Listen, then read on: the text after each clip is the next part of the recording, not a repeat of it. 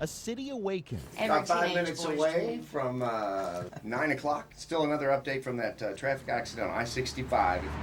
Hundreds of thousands go to work. Bowling Green traffic, Airport 1 is clear of all runway. Another busy Monday for Rob Barnett. Tracking biz jets headed to his airport from around the country. The market's here. Travel to Bowling Green is very important. And although Bowling Green looks the part, it's no small town. When you dig into it, it's really amazing what we have here. This community doesn't take a backseat to anyone. We like being number one.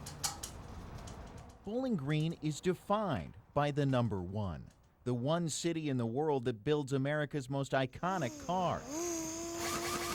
We're the home of the Corvette. The one and only world headquarters to the nation's largest clothing company, Fruit of the Loom. The one large city left in Kentucky without airline service. We get that requested a lot. You know, why doesn't Bowling Green have air service when, you know, the size that it is, the number of folks that are there, the number of corporate entities that are there? Not since Air Kentucky connected Bowling Green to the U.S. air system has this corner of the Commonwealth been served by a commercial carrier. It has been a void in our community to not have aviation or not have passenger service in our community. A community that continues to grow. The airport in Bowling Green has potential to serve as a new access point to air travel, sandwiched between other currently served cities, but far enough away as to offer a truly convenient alternative. To go to Nashville, it's 3 hours. It's a 3-hour lag from a flight in Nashville, and I'm not checking luggage. The airport's catchment area could cover as many as 22 counties in south central Kentucky, an area with a current population topping 530,000 people. All the surrounding counties come to Bowling Green to spend some time. We are a regional hub. We're a regional hub for employment, for shopping, for medical facilities. But this regional hub is increasingly isolated from its nearest airport, 70 miles away. If you're traveling north, still backed up about 10 or 11 miles. In Nashville. The morning DJs know it all too well. Yeah, 2 different accidents this morning in the 30-mile area, causing some troubles this morning. But thanks for all the calls. We'll keep you informed. Interstate 65 is as congested a freeway as you'll find in the Mid-South.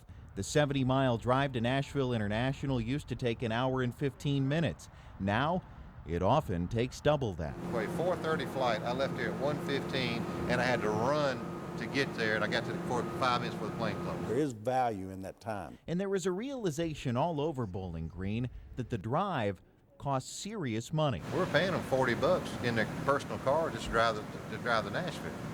Yeah. One way. You know, leave your car here. Don't have to do all that nightmare if you're going on a trip of driving down there. I travel every week. My guys travel every week. And I will tell you that the market is here. If you can get us a couple of easy flights to get us in the morning and the afternoon, we can connect back and save a night's travel, save a night's T&E. It justifies itself. It's offloaded by one guy. Jim Vance ought to know. His Bowling Green company, Pan Ostin, is a world leader in retail checkout systems. They got the price. They know it bagged. They use a carousel to bag it. As the company's president, Jim oversees his Bowling Green-based sales staff, a staff that is constantly traveling. I've got 2 guys, of course, in Japan. I'm headed to Bentonville. I got 2 guys in New York. I got 1 guy in Oklahoma City, and that's just from since this morning. Basically, I lose probably half of their time in an airport. Pan Ostin books almost 500 airline trips each year, including about 50 trips The quality's better. that Jim takes himself. I'm going to Arkansas. I can drive there in 10 hours, but it's going to take me from here to Nashville, Nashville to Cincinnati, Cincinnati to Memphis, Memphis to Bentonville for a 2-hour meeting. I'll leave my house at 8 o'clock in the morning, and I'll get into Bentonville at 4 o'clock. So whole day. Whole day. And the company's set to travel more Put your finger on there, it knows who you are. as new technology goes to market.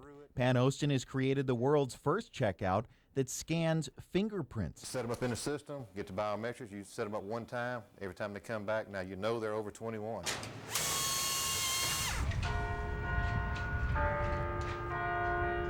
The Bowling Green economy is rooted deeply in the pursuit of knowledge. We've got the fastest growing university in the state. A campus set atop a rolling Kentucky hill, 20,000 students, 2,000 faculty members. But Western Kentucky University might be best known That's a lot of beefcake there now. What's going on, Big Red? How are you? for this. Big Red has become an icon for this university. Nobody really knows what Big Red is, and it doesn't really matter. I'm often asked, what is Big Red? Well, my response is, Big Red's a symbol. What do you want Big Red to be? Big Red is it. Paul, get in there, Paul, get in. That is terrific. Big Red is one of the most recognized mascots in the NCAA, and that doesn't really bother the university's president, Dr. Gary Ransdell. We know that it starts with academic strength, but a lot of people around the country know us by what our athletic teams do and what Big Red does, and that's fine. We'll continue to create those opportunities at a very high level as well. For more than 100 years, WKU has driven South Kentucky's economy. We have students from all 50 states. We have students from most countries around the globe. Not to mention faculty with worldwide connections. And so they're going to present papers. They're going to professional meetings. They're doing their research. They're engaged all over the globe.